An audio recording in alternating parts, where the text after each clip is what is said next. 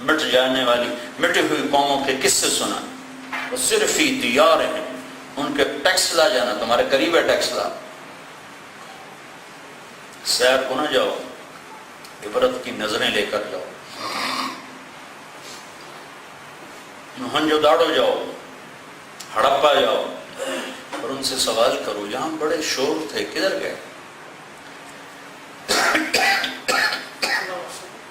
فَإِنَّكَ تَرَاهُ، تجھے نظر آئے گا وہ دھوکے کا گھر چھوڑ کے چلے گئے اور مٹی کی دیس میں جا کے سو گئے، اور ایک دن تو بھی مٹی میں مٹی ہو جائے گا۔ زندہ آدمی کا اپنے آپ کو موت کا اقرار لینا بڑا مشکل کام ہے۔ مر جانے والے کی ترجیحات بالکل اور ہو جاتی، زندہ رہنے والے کی اور ہوتی۔ یہ حضرت علی کا فرمان میں نے طالب علمی کے دور میں پڑھا 30-35 سال پہلے، پھر اسے یاد کیا، پھر میں اسے لاکھوں دفعہ نہیں تو ہزاروں دفعہ سنا چکا ہوں۔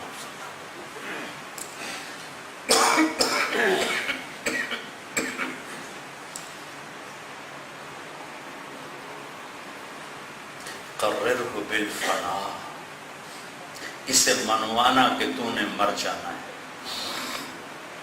یہ میں اب بھی بیان کر رہا ہوں، پہلے بھی کیا ہے، لیکن اس وقت میرے بولنے کی کیفیت اور ہے۔ میں نے موت کو قریب سے دیکھا جب مجھے دل کا دورہ پڑا تو مجھے موت نظر آئی، اس کی آہٹ سنائی دی۔ ساری دنیا مجھے اس وقت حقیر ترین چیز نظر آ رہی تھی۔ مجھے تو جھٹکا لگا تو میں سمجھا، آپ جھٹکا کھائی بغیر سمجھ جاؤ۔ ہاں یہ فنا ہے، یہ فنا ہے۔ میں نے اسے بولا، میں نے اسے پڑھا، میں نے اسے پڑھایا، میں اسے عقل سے سمجھا۔ دل کی دنیا میں یہ الفاظ قرار نہ پکڑ پائے، لیکن جب 6 مارچ کو اللہ نے مجھے جھٹکا دیا، سارے اسباب صحت کو توڑ کر 2-4 اللہ چاہے گا تو ہوگا، روک دے تو کوئی کروا نہیں سکتا ہے۔ نفع میں نقصان ڈال دے، نقصان میں نفع ڈال دے۔ ایک آدمی 20 سال سے ایک وقت کھانا کھاتا ہے، 5 کلومیٹر پیدل چلتا ہے، پونا گھنٹہ یوگا کی ٹف ایکسرسائز کرتا ہے، اور اس کے دل میں ہے کہ مجھے تو ہارٹ اٹیک نہیں ہوگا، اور اللہ اسے ایسے اٹیک میں ڈالتا ہے کہ اس کا سگا بھائی دل کا ڈاکٹر ہے، اور وہ ایک کونے میں کھڑا ہو کے رو رہا ہے کہ میرا گھرا نہیں بچتا، بس کہانی ہو گئی۔ Global attack, global attack. 4 خانے ہوتے ہیں دل کے، تو جب اٹیک ہوتا ہے تو ایک خانے پر ہٹ ہوتا ہے، ایک خانہ ہٹ ہوتا ہے، اور جب چاروں خانے ہٹ ہو جائیں تو یہ آدمی 98% مر جاتے ہیں۔ جو 2% بچتے ہیں وہ معذور ہو کے بچتے ہیں، ان کی زندگی موت سے بدتر ہو جاتی ہے، پھر ان کا دل پھیل جاتا ہے اور ڈیمیج ہو جاتا ہے، پھر اس کی پمپنگ پاور ختم ہو جاتی ہے، پھر ان کے پھیپھڑوں میں پانی بھر جاتا ہے، پھر 10 قدم چل کے ان کا سانس پھولتا ہے، پھر وہ سرنجوں سے پانی ان کے پھیپھڑوں سے نکالا جاتا ہے۔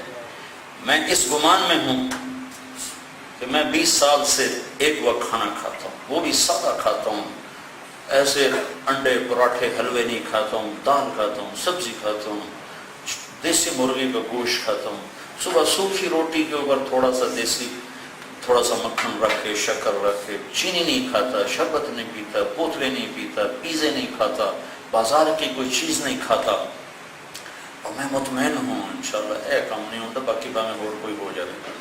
تو 6 مارچ کو اللہ نے ایسا دکھایا، سارے اسباب توڑ کے دکھا دیا کہ جو اللہ چاہتا ہے وہ ہوتا ہے۔ اور پھر اتنا خوفناک اٹیک ڈالا کہ 9 ڈاکٹر کھڑے ہیں اور ایک کے چہرے پر بھی امید کی کرن کو، آنکھیں ویران۔ میرا بھائی میرے سامنے نہیں آ رہا تھا، ڈاکٹروں کے پیچھے کھڑا ہو کے آنسو پی رہا تھا، رنگ اس کا سیاہ کالا ہو چکا تھا، میری ECG ایسے جا رہی تھی۔ تو ہم مک گئی کہانی، اللہ ہی بچاوے تو بچاوے، اور بچن والی شے کوئی نہیں۔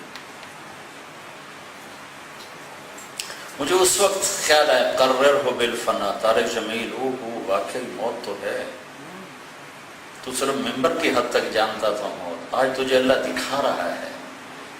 آج اگر ساری کائنات بھی تیرے ہاتھ میں ہو تو کہے گا یا اللہ اے لے تو مینوں معاف کر. وہ 6 گھنٹوں میں جو میں سمجھا ہوں، میں 40 سال ہو گئے مجھے تبلیغ میں چلتے ہوئے، میں وہ نہیں سمجھا جو میں 6 گھنٹوں میں سمجھا، کہ یہ دنیا بڑی بے حیثیت ہے. اللہ کے واسطے مان جاؤ، مان جاؤ، کہیں میری طرح جھٹکا کھا کے نہ ماننا پڑے. بڑی بے حیثیت، بڑی بے حیثیت. اس پہ لڑنا، اس پہ جھگڑنا، اس کے لیے دوڑ لگانا، ہر وقت کسی کے بڑھانے کے چکر، کسی کے بڑھانے کے چکر. ہائے ہائے، اس وقت مجھے جو سب سے بڑا صدمہ ہو رہا تھا وہ یہ تھا کہ ہائے وہ گھڑیاں جو میں نے غفلت میں گزار دی، کاش میں نے نہ گزاری. حالانکہ میں 18 سال کی عمر میں تبلیغ میں لگا. میں اللہ کے شکر پہ میں تمہارے سامنے اپنی واہ واہ کروا کے کیا لینا ہے. میں دنیا کو کسی اور طرح دیکھتا ہوں. میں نے موت دیکھ کر پیچھے ہٹاؤں. میری سوچ اب اور ہے، میرا ذہن اور ہے. میاں دی گل جی دے کی جانے سو جانے جو مردہ ہو.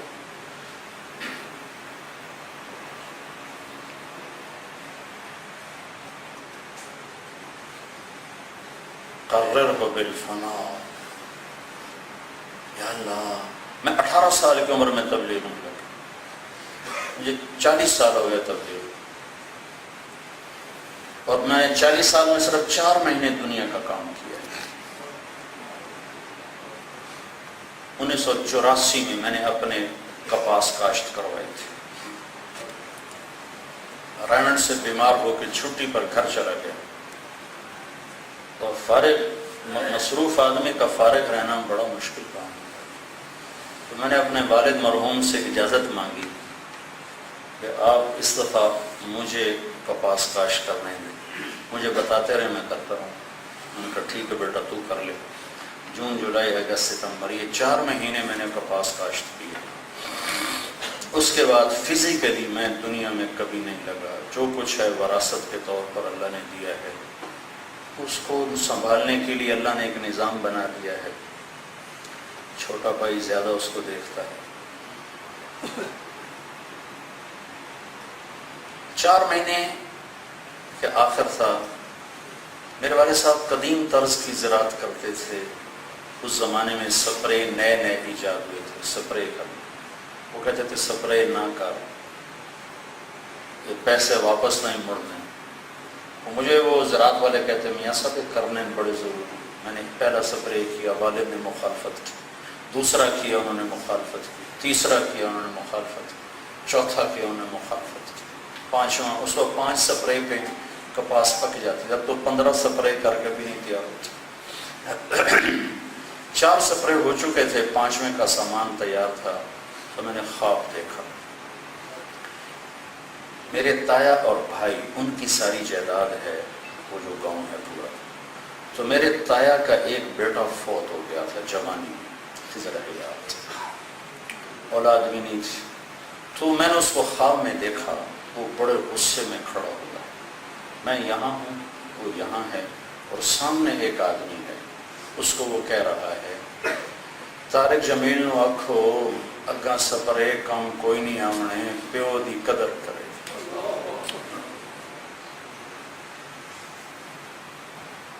اپنے ابے دی قدر کرے. آگے سپرے کام نہیں آئیں گے، اپنے باپ کی قدر کرے. میں نے 5ویں سپرے کو ہاتھ نہیں لگایا. میں نے کہا ابا جی ہے پیا ہی نہیں، جی دل کرے تو کر لے، جی نہ کرے تو تھوڑی مرضی. اور میں وہاں سے رائمنڈ آ گیا. یہ ٹوٹل میری 4 مہینے کی براہ راست مشغولی ہے دنیا کی. لیکن یہ کمبخت دل میں اتری ہوئی ہے. جب مجھے موت نے جھٹکا دیا تو میں نے دیکھا کہ یہ تو کچھ بھی نہ تھی. قرر ہو بالفنا، کچھ نہیں، بے حیثیت.